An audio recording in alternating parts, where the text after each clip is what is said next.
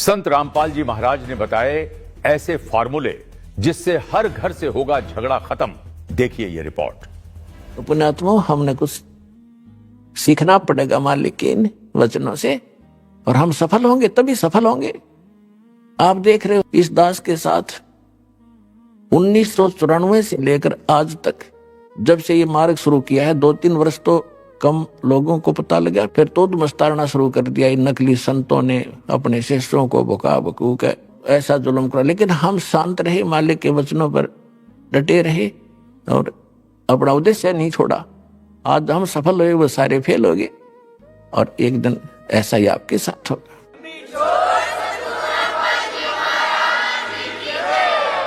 तो फार्मूले बताए हैं परमात्मा ने, आप इसको अप्लाई करना। कबीर जो तो को काटा बोए ताको बो तू फूल, तो है फूल के फूल है वा को है त्रिशूल। अब कहते साकट का मुख बम्बई है, निकलने वचन भुजंग, और ताकि औखद मौन है, विष नहीं व्यापे अंग। क्योंकि काल ने बना ऐसे दिए, हमारे का आपस में लड़ा दिए, लेकिन बेमतलब किसी को सतावा नहीं। इससे आपको कितना दुखी कर ले कोई, जब तक पार बसा उसको तंग नहीं करे। प्रतिशोध की भावना खत्म करो, तब हम आगे बढ़े। कहते आवत गाड़ी एक है, उल्टों होवे अनेक, कहे कबीर ना उल्टियो व रहे एक की एक। गाली ही से उपजे कलह कष्ट और मीच, हार चले सो साधु है, लाग मरे सो नीच। कहते हैं एक बार आपको कोई गाली देता है, आप शांत रहना, देन दे, मायूस सा होकर खड़ा हो जा, उसके साथ बहस नहीं करे, भगवान पर ध्यान लावे, सुमन करने लग जा। आवत गाली एक है, और आपने उसको दूसरी उल्टी गाली दे दी तो 10 और देगा, क्योंकि वो तो संगर का आ रहा है, काल ने भेज रखा है, तैयारी करके भेज रखा है, तो उसका नाश कराने के लिए। भगत से टकरावे कोई आदमी, उसका तन नाश निकट है, प्रहलाद से टकराया था उसका बाप, और भी बहुत से कारण ऐसे हैं। अब देखिए पूरी खबर विस्तार से। ये वो परमात्मा है, अमर करूं सतलोक पठाऊं, ताते बंदी छोड़ कहाऊं। बंदी छोड़ हमारा नामम, अजर अमर है अस्थिर ठामम। अनंत कोट ब्रह्मांड में वो बंदी छोड़ कहाए, सो तो सतगुरु कबीर हैं जन्नी जने न माए। तो क्या बताते हैं कि आगे गए ना बावड़े, जो पहले चले गए उन्होंने ताक बताया नहीं, मारी गल के बीती, और रहते भी सब जा, और बिन साहेब की बंदगी कहीं ठोर ठिकाना ना। साहेब माने समर्थ परमात्मा। उस परमात्मा से परिचित होकर उस लोक को देखा, और फिर हमारे को बताया, लेकिन हम नहीं समझ पाए, हम बालक थे, हमारी बुद्धि इतना काम करे नहीं थी उस समय, क्योंकि हम शिक्षित नहीं थे। और शिक्षा आपके लिए एक बार तो ये अभिशाप बन गई हमारे लिए। ये दास देख रहा है, क्योंकि दास को मालिक ने ऐसे समय में जन्म दिया कि हमने पिछला जमाना भी देखा, जिसमें कितनी शांति होती थी, गांव में कितनी शांति थी, कितने प्यार से रहते थे, एक दूसरे की इज्जत कैसी होती थी। अब बच्चा माँ बाप के सामने कोई उल्टा बोलता नहीं देखा। बालक दूसरी बात है, बड़े होने के बाद इतने लज्जा करा करते एक दूसरे बड़े छोटे की। रिश्तेदारों में कितना प्रेम था। अब ब्याह पाछा हो है, तलाक पहले होले है, वहां पीछे होता बच्चों का मुकदमा पहले दर्ज हो जाता है तलाक का या दहेज का। ये जीवन है कोई? हम बगैर ज्ञान के गलतियां कर रहे हैं। सब एक परमात्मा के बच्चे हैं, हिंदू मुस्लिम सिख ईसाई कोई भी। ये जितने जीव हैं सभी परमात्मा के बच्चे हैं। हम किसी को सताते हैं, दुखी करते हैं, तो भगवान दुखी होता है। चाहे आप किसी को करते हो, चाहे चींटी हाथी को बेमतलब, वैसे आपको कोई हानि पहुंचाने की चेष्टा करता, जैसे हिंसक जानवर है, उनको डंडा मार दिया उसको और वो किसी कारण से मर जाता, तो वो भी कोई आपको पाप नहीं। लेकिन जानबूझ कर उसने जाकर मारे, सांप ने या किसी अन्य भेड़ को बैठी हो, बिच्छू को जानबूझ नहीं मारे, आपको काटने की चेष्टा कर रहा है, तो उसको बचाओ में बेशक मार दो उसको, उसका दोष नहीं है। वो क्योंकि काल ने बना ऐसे दिए, हमारे का आपस में लड़ा दिए। लेकिन बेमतलब किसी को सतावा नहीं, इससे आपको कितना दुखी कर ले कोई, जब तक पार बसा उसको तंग नहीं करे। प्रतिशोध की भावना खत्म करो, तब हम आगे बढ़ेंगे, आप सफल होगे। परमात्मा कहते हैं जैसे आपको कोई गलत भी बोलता है, उसे ज्ञान नहीं, वो तो साकेट आदमी है, अपने बाप ने भी ऐसे ही बोलता होगा। कहते साकेट का मुख बंबई है, निकलने वचन भुजंग, और ताकि औखद मौन है, विष नहीं व्यापे अंग। अब साकेट का मुंह वो तो बंबई है, बंबई में तो सापे निकले, सर्प, बंबई है बिल से, और फिर वो तो सर्प निकलेंगे तो काटेंगे आपको, उसके वचन तो काटने वाले ही होंगे, आपको दुखी ही करेंगे। उसकी औषधि बताई है, मेडिसिन बताई है कि चुप रहे, बोले नहीं, उसने जवाब नहीं दे, ताकि औखद मौन है, फिर उसका जहर आपके असर नहीं करेगा। कबीर साहब कहते हैं कि साकट और सवान को उल्ट जवाब नहीं दे। अब कुत्ता भौंक रहा है, आप उसने धमकाओगे और दूना भौंकेगा, कहते ना बोल रहे नहीं, भौंक भांक आप टिक जाएगा। तो ऐसे साकट को वो आपने कुछ कह रहा है, आपको उत्तर देने लगोगे तो दूना बकवाद करेगा, आप चुप हो जाओगे, 10-5 मिनट भौंक के कुत्ते की तरह आप सेट हो जाएगा। तो फार्मूले बताए हैं परमात्मा ने, आप इसको अप्लाई करना। कबीर जो तो को काटा बोए, ताको बो तू फूल, तो हे फूल के फूल है वा को है त्रिशूल। अब तो आपको कोई हानि करता है तो आप उसका प्रतिशोध लेने के लिए हानि ही मत करना, उससे बचे रहना, लेकिन उसको हानि मत देना। और फिर भी भगवान के बच्चे समझकर जहां भी आपके सत्र का कोई काम उसके प्रति आवे तो उसको लाभ ही देना। तो फिर देखना भगवान कैसे करेगा कि आपको तो भले का फल भला होगा और उसके बुरे का फल उसको 3 गुना ज्यादा मिलेगा। इतना हमारे अंदर धैर्य नहीं रहा, क्योंकि हमें ज्ञान नहीं, हम तो ने सोचा बस ही नाश हो इसका, जो इतने बुरे कर रहा है। ऐसे व्यक्ति का भी नाश ना होगा जो बुरे करे, तो और किसका होगा। लेकिन परमात्मा का विधान है कि जब तक उसके पूर्व जन्म के पुण्य चल रहे हैं, वो कितने खोटे खोदो, कितने जुल्म करो, वो उसकी माल गाड़ी भरने लग रही है पापों की, और पुण्य नाश होने लग रहे हैं। जब वो पुण्यों वाली बोरी खत्म होगी, थैला उसका, वो इन्वर्टर चार्ज पहले का था वो खत्म होगा, फिर एकदम सुविधा बंद होंगी, उसकी वो दुर्गति शुरू होगी, दुनिया देखा करे।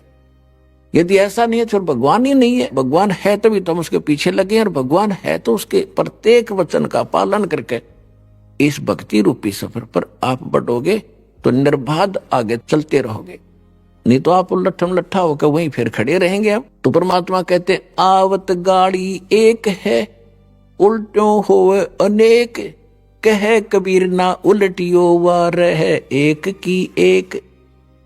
गाली ही से उपजे कलह कष्ट और मीच, हार चले सो साधु है, लाग मरे सो नीच।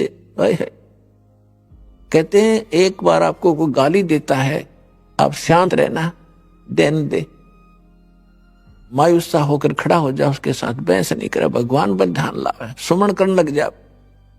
आवत गाली एक है और आपने उसको दूसरी उल्टी गाली दे दी तो 10 और देगा, क्योंकि वो तो सिंगर का आ रहा है, काल ने भेज रखा है, तैयारी करके भेज रखा है, तो उसका नाश कराने के लिए। भगत से टकरावे कोई आदमी, उसका तो नाश निकट है, प्रहलाद से टकराया था उसका बाप, और भी बहुत से कारण ऐसे हैं, तो उनका तो नाश होया करे जो भक्ता गेल टकरावर। तो आपने तो पता ही है, इसके उल्टे लाग लिए जो बे मतलब खस्सा हमारे से आकर के, कोई बात नहीं, कोई चीत नहीं, वैसे गाली दे आपको आकर। तो कहते हैं आवत गाली एक है और उल्टोगे तो हो जाएंगे अनेक, और कह कबीर ना उल्टियो, गाली मत दियो उससे, वह रह जाए एक की एक, वही टिक जाएगा फिर वो। फिर कहते गाली ही से उपजे कलह कष्ट और मीच, मीच माने मृत्यु तक हो जाते हैं। इस गाली से ही थपड़म थपड़ा मुक्कम मुक्का गालम गाला, पहले उसने गाली दी, फिर उसने दी, फिर उसने दी, फिर वो जा रहा है सिंगर का लठ मारेगा, फिर आप मारोगे, आप भी मर सकते हो, वो भी मर सकता है। तो गाली ही से उपजे और कलह कष्ट और मीच मौत तक हो जाती है। और कहते हार चले सो साधु है, हार के चल पड़े, वो तो संत है। और लाग मरे सो नीच, उससे गेल गुट्टुम गुट्टा हो मरे या मार दे, वो तो नीच है। तो पुण्यात्मा हमने कुछ सीखना पड़ेगा मालिक के इन वचनों से, और हम सफल होंगे, तभी सफल होंगे। आप देख रहे हो इस दास के साथ 1994 से लेकर आज तक, जब से ये मार्ग शुरू किया है, 2-3 वर्ष तो कम लोगों को पता लगा, फिर तो मस्तारना शुरू कर दिया इन नकली संतों ने, अपने शिष्यों को भुका भकू के ऐसा जुल्म करा। लेकिन हम शांत रहे, मालिक के वचनों पर डटे रहे और अपना उद्देश्य नहीं छोड़ा। आज हम सफल हुए, वो सारे फेल हो गए, और एक दिन ऐसा ही आपके साथ होगा।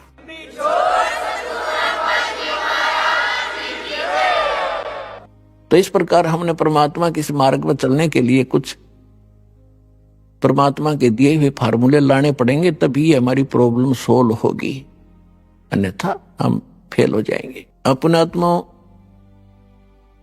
एक यज्ञ है धर्म की। आप यहां देख रहे हो कितना भंडारा चल रहा है। पहले हम पुराने समय में देखा करते थे, तो उस समय आप उन सभी प्रजाजनों के पुण्य उनके साथ होते थे। वर्षा नहीं होती थी तो गांव के लोग इकट्ठे होकर के एक धर्म भंडारा किया करते थे। उसमें क्या करते थे कि 2-3 क्विंटल चावल बनाया करते मीठे, उसमें गुड़ शक्कर गेर के, और फिर सारे बैठ के वहां भगवान के नाम पे भंडारा करते थे। बैठकर सारे वहां खाते थे, भगवान की चर्चा करते थे। तो कहते हैं वर्षा हो जाया करती। उस एक छोटे से भंडारे से 1 क्विंटल 2 क्विंटल चावल बना के आप पे खानते वर्षा कर दिया करता भगवान, क्योंकि उनके पुण्य ठीक थे। आज यहां देख रहे हो आप कैसे धर्म हो रहा है, कितने क्विंटल चावल यहां पर बनाए जा रहे हैं, और बाकी अन्न धर्म भगवान के दरबार में क्या हो रहा है। तो कहने का भाव ये है कि अब ये जो पुण्य हो रहा है, ये के घाट घालेगा, ये के कसर छोड़ेगा आपके लिए। जो इतना गजबकार विधिवत हो रहा है, शास्त्र अनुकूल हो रहा है, तो ये पुण्य आपके पापों को साथ नाश करेगा। और वो केवल हम जैसे कोई इच्छा करके दान धर्म करते हैं, तो उस किए हुए दान का हमने फल यही खत्म कर लिया। कहते बिन इच्छा जो देत है सोए दान कहावे, फल बाँचे नहीं तास का फिर अमरापुर जावे। जैसे आप पुण्यात्माओं, आप यहाँ आते हो, जो दुखी होते हैं वो भक्त सच्चे दिल से जो हमसे जुड़ते हैं, तो उनको परमात्मा आशीर्वाद से लाभ देता है, स्टार्ट करता है उनका, कि ताकि इनकी दृढ़ आस्था बने मेरे में, और काल तक बच के ये मेरे शरण में रहें, ताकि इनको सुख दूं। तो यहां आने वाले का अपना कोई पुण्य नहीं होता। पुण्य होता तो दुखी ना होता। जब उसकी बैटरी चार्ज होती तो एक आधा पंखा चल रहा होता या बल्ब जल रहा होता, सारे फेल हो लिए, तब तो यहाँ आयो। सब जगह घूम फिर लिए, वहां भी कोई राहत नहीं मिली, तब यहाँ आयो। तो यहां परमात्मा अपने कृपा से आपको अपने कोटे से लाभ देता, उनको जो सच्चे दिल से है। और जो न्यू आए हैं, देख लूंगा यू मुझे ले आया फलाना, उनको यहाँ कोई लाभ नहीं होगा। तो उनको लाभ अपने कोटे से देता है भगवान, फिर वो ठीक होते हैं, फिर उनकी आस्था बढ़ती है, फिर उनसे मंत्र कराए जाते हैं, भाई जाप करो, प्रणाम करो, सत्संग सुनो। तो ये साथ की साथ चार्जिंग शुरू होगी आपकी, और सब प्रकार के चार्जर लगा दिए जाते हैं। सारे ट्रीटमेंट, जैसे ज्यादा रोगी होता है डॉक्टर ग्लूकोज भी ला दे, ग्लूकोज में ताकत के इंजेक्शन भी ला दे, और वैसे रोग काटने के भी इंजेक्शन लगाता, तभी तो बचा पाता उसको। तो यहां आकर आपका ट्रीटमेंट शुरू होता है, सारे ही ट्रीटमेंट, सारे टेबलेट लगाए जाते हैं ताकि आपकी आत्मा तुरंत स्वस्थ हो जाए। एक यज्ञ है धर्म की। यहां आप देखते हो भूखे पैसे दुखी व्यक्ति आते हैं, और जहां पहले हम भी जाते थे, 10 साल सर जाया करता था। राजस्थान के अंदर एक चूरू जिला है, उसके में एक सालासर गांव है, वहां हनुमान जी का एक मंदिर बना हुआ है, वहां प्रति वर्ष जाया करता था। वहां टूक बेला नहीं, टाइम पे को पूछड़िया नहीं, कित बैठ जा, कितना पढ़ो, कितना मरो, होटला पर रोटी मिलो ना मिलो, धक्के खा खा जाओ। और दुखी बहुत जाया करते वहां भी, कोई भूत प्रेत की बाधा वाला, कोई वैसे रोगी है बाबा जी सुखी करियो। वो बाबा जी है वहां पे एक मूर्ति रखी थी वहां पर, तो उसने बाबा जी समझा करते। तो इस प्रकार यहाँ ऐसे दुखी आते हैं। तो ये इतनी सुविधा मिलने से आदि आत्मा तो वैसे ही शांत हो जाती है, और फिर सुख तो होना ही होना है भगवान के दरबार में। आगे हो ये कोई बात है? गर्मी से जलता हुआ व्यक्ति एसी रूम में आ जावे तो स्वाभाविक है वहां तो ठंड होगी ही होगी, और वहां भी ठंड नहीं है तो उसका एसी कोई नहीं चलता। एसी लगा जरूर रखा है पर पावर नहीं है। जैसे नकली संत पंथ आश्रम बनाए बैठे हैं, वो एसी तो ला रहे हैं पर उनके पास बिजली का कनेक्शन नहीं है जिस तो एसी ठंडा करता हो। आश्रम तो बना रखे हैं, संत भी बन रहे हैं, सत्संग भी करते हैं, लेकिन उनके पास उस मालिक का कनेक्शन नहीं जो ऊपर से आता है, और वो लाभ देगा। एसी चलेगा तभी तो लाभ होगा, लगाने से थोड़ा ही लाभ देगा वो। तो यहां परमात्मा का सतलोक से आया हुआ वो शांत और सुख देने वाला एसी चालू है दिन रात। कभी आओ कभी सुख मिलेगा।